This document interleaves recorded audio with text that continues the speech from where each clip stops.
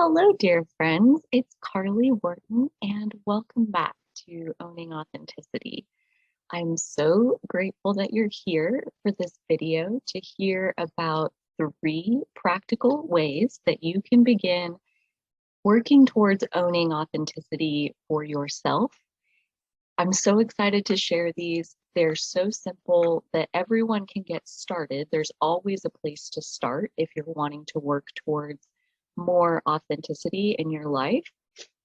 If you don't know the many benefits of living an authentic lifestyle, for me, it begins and ends in mental and emotional health.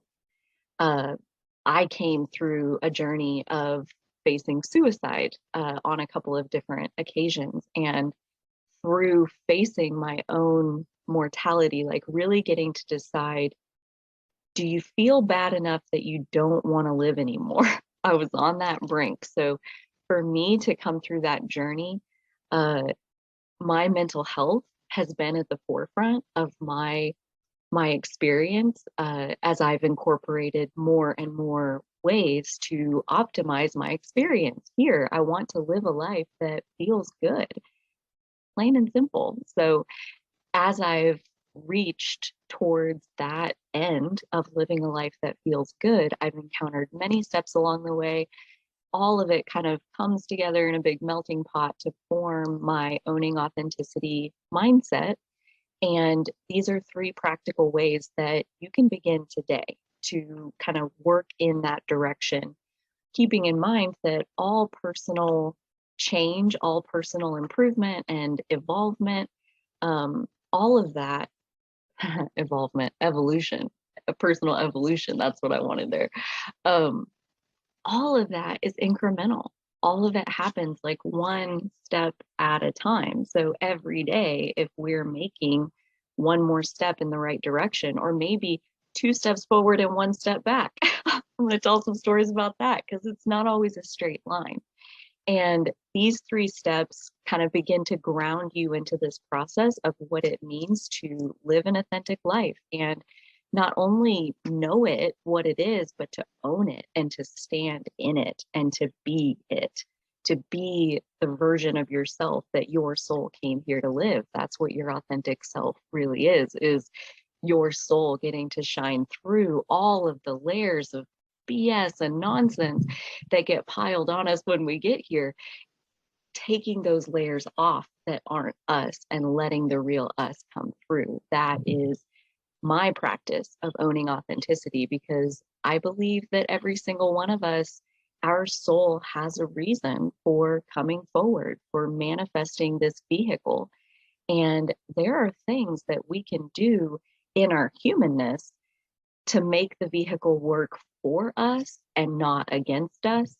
And that's what these 3 steps are really aiming at, is bringing the whole picture together so that everything is working and our soul gets to fully embody who it came forward to be, which, if you're me, is a really exciting idea.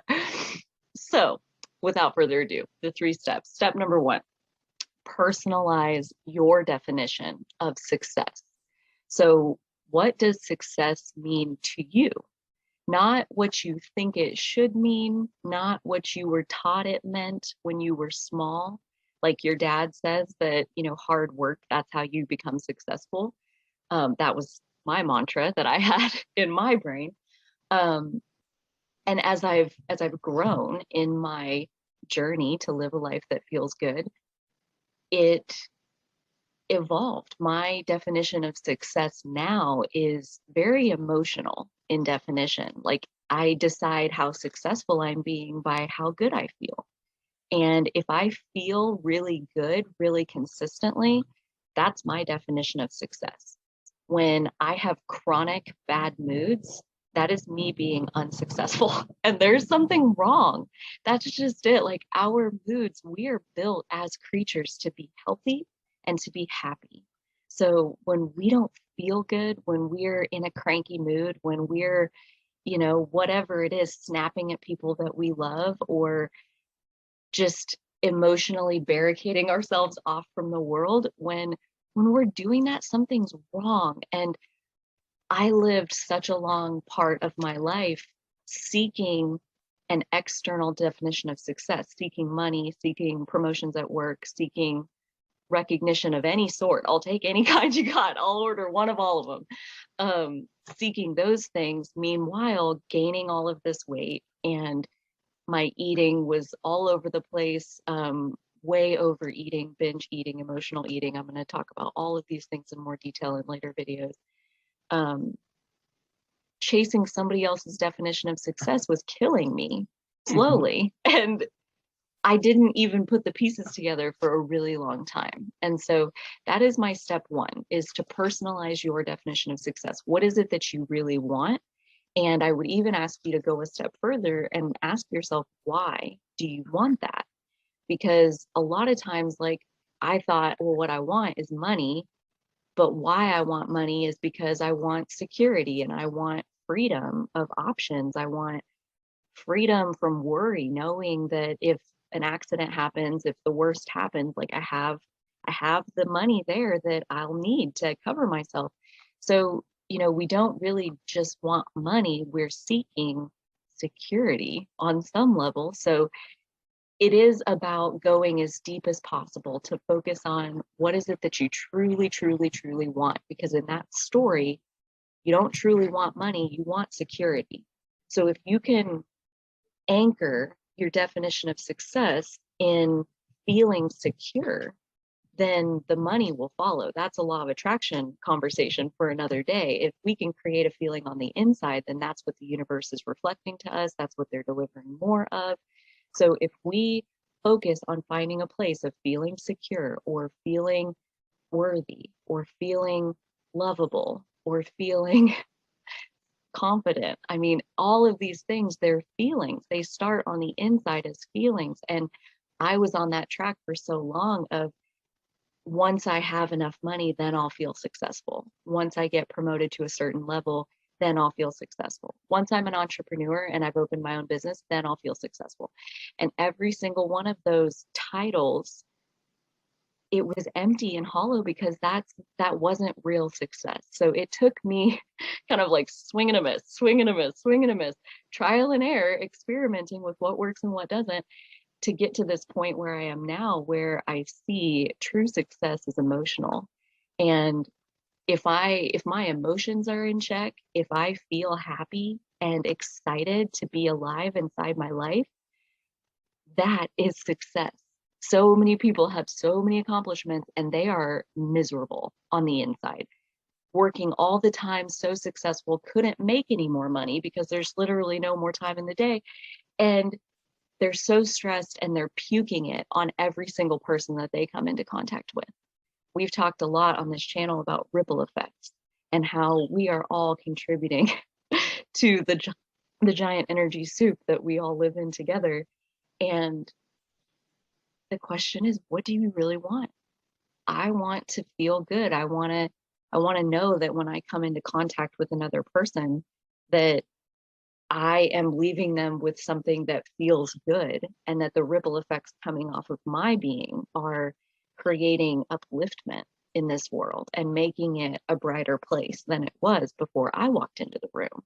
I want to guide my energy into a place where I glow, and I leave a little bit of glow with every single person that I come into contact with. And that's kind of where I'm at. I don't glow all the time. I don't leave my house most of the time, but when I do, it's a really positive experience for everyone involved. And that is success to me. So this is where I start. What is your definition of success? What is your actual goal? And why do you want that goal? Is there a deeper level that we can tap into to really root into what is the thing you're actually seeking?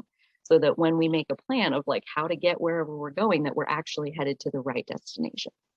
And we don't assume that what we think we want is going to get us to the true destination of like, once I hit manager, then I'll be happy. Once I have my own business, then I'll be happy. You hit those things and there's not happiness there. So if your goal is happiness, then the goal can't be a certain level of money or a certain title at work. Like, the two have nothing to do with each other. Happiness is an inside job. So what's the real goal? What is your true definition of success? The second and third step, I'm going to offer them in no particular order.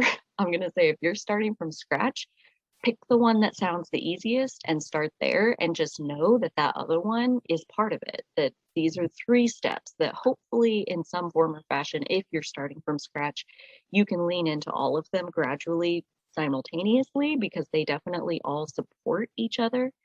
But there's no right or wrong way. And if something feels difficult and out of reach to the point where you're struggling and you're beating up on yourself, let that one go. Let it go, and don't worry about it for a while. Work on one of the other ones that feels within reach. And don't be surprised if a couple months, few months down the line, that other one feels a lot closer now, feels a lot more attainable once you have this one going. So it's like that. It's like pick the entry point that works for you. I stand by step number 1. Add step number 1 though, because that's kind of personal for everybody. So the second 2 steps, get into and listen to your body is one of them. And the other one is acknowledge and honor your real time emotions. These 2, your body and your emotions, they both need your daily support, your daily attention. And this is where these 2 steps, like depending on where you're starting from, might be a whole lifestyle change. Each of them was for me when I began incorporating both of them, was at 2 very different points in my life. I would say that I have been shut out of my body up until maybe a couple weeks ago. So this is all kind of connecting and like forming very recently, because I have been so focused on healing emotionally, and meanwhile not consciously minding my body and my physical health at all, just kind of letting it be whatever it was, because I just can't handle that right now. So if that's where you are, just know I spent years in that place, and many, many years before that, of like ignoring all of it altogether and being on the brink of suicide multiple times, because that's where it led. So one at a time, I peeled the onion, I peeled the layers of what do I need to do to truly heal. And this last piece for me, because that's the path I came through, of getting in my body. That is one that, now that I've been really focusing into that for about 3 weeks, I can already say my life is completely different. The way that I move inside of myself and listen to hunger pains. I mean, I was classic, like putting off hunger until I'm nauseous and crashing blood sugar or whatever else. Like needing to go to the bathroom and like not going, like holding it because I'm so busy and so focused on what I'm doing here. Sitting in the same spot for hours on end if I don't have to go to the bathroom.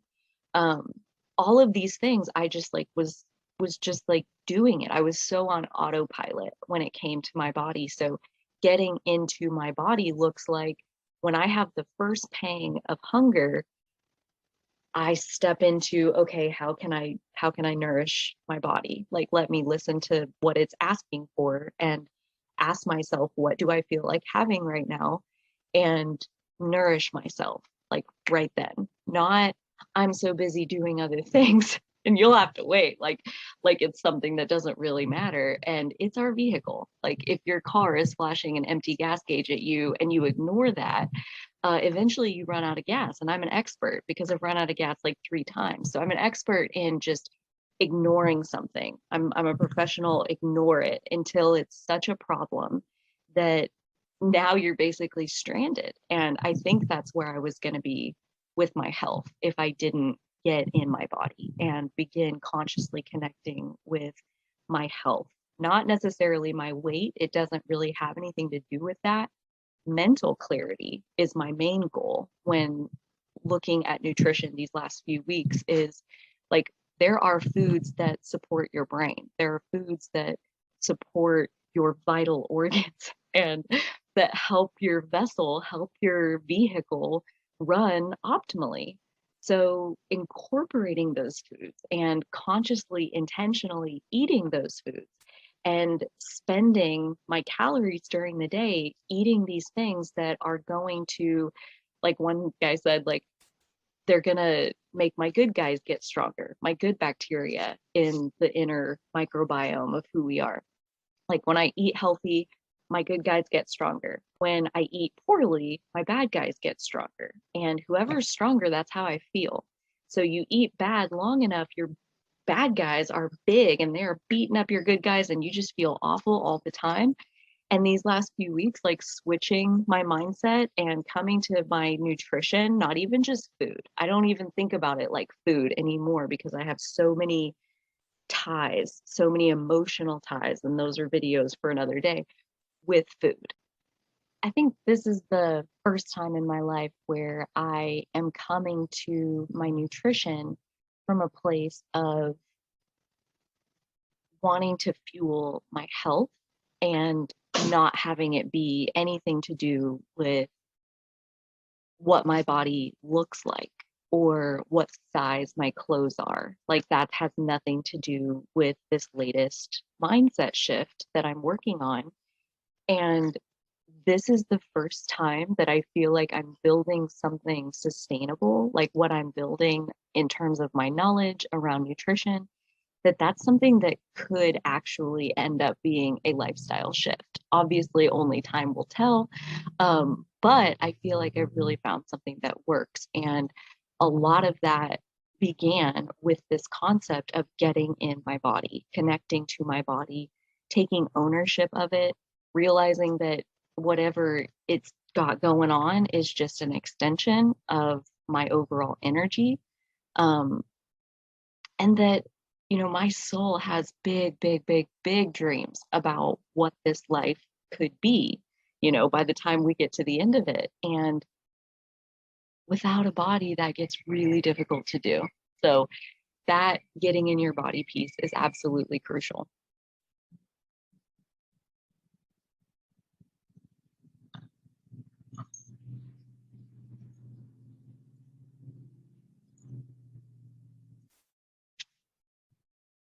And for me, the emotional piece came before getting in my body.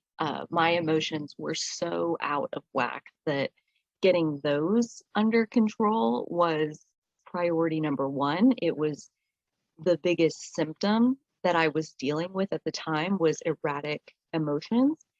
And it felt necessary and urgent to be managing those emotions. And that is where I began daily self-care. That was, 5.5 years ago. Um, that's where I found Abraham Hicks and started studying the law of attraction, where emotions are basically our own personalized guidance system that help us go like step by step by step. Our emotions tell us how to navigate in this world towards everything that we've ever wanted, is what she's teaching and what I've been studying and practicing and implementing and integrating in my life for several years now, and am having great success to the point where I naturally am manifesting my way into getting in my body and approaching my health and my body from a totally inspired place where I've never been good at like putting myself on a diet eventually 2, 3 weeks. Like I just can't do it anymore. I just don't have the willpower to stick with something like that. And getting my emotions in check feels like I almost created my health manifestation like from the inside out. Like I'm going to do videos on the correlation between our emotions and our weight because I definitely think there is one. And so if we're holding on to excess weight because we have emotional baggage, if the emotional baggage is just reflected in our weight, it'll be impossible to take the weight off if you're still going to carry around the emotional baggage. Healing the emotional baggage is part of it to sustain a healthy state because our body is only a reflection of our overall energy, AKA our emotions. So those are my 3 steps. Personalize your definition of success, get in your body, honor your real-time emotions. I hope you have found this content helpful. If so, please like this video, subscribe to my channel to be notified of daily videos coming out on all sorts of topics, mind, body, spirit. I am about all of them. I'm about living a life that feels good, owning our authenticity and letting our soul do what it came here to do. Thank you so much, dear friends. Until next time, take good care, and so will I.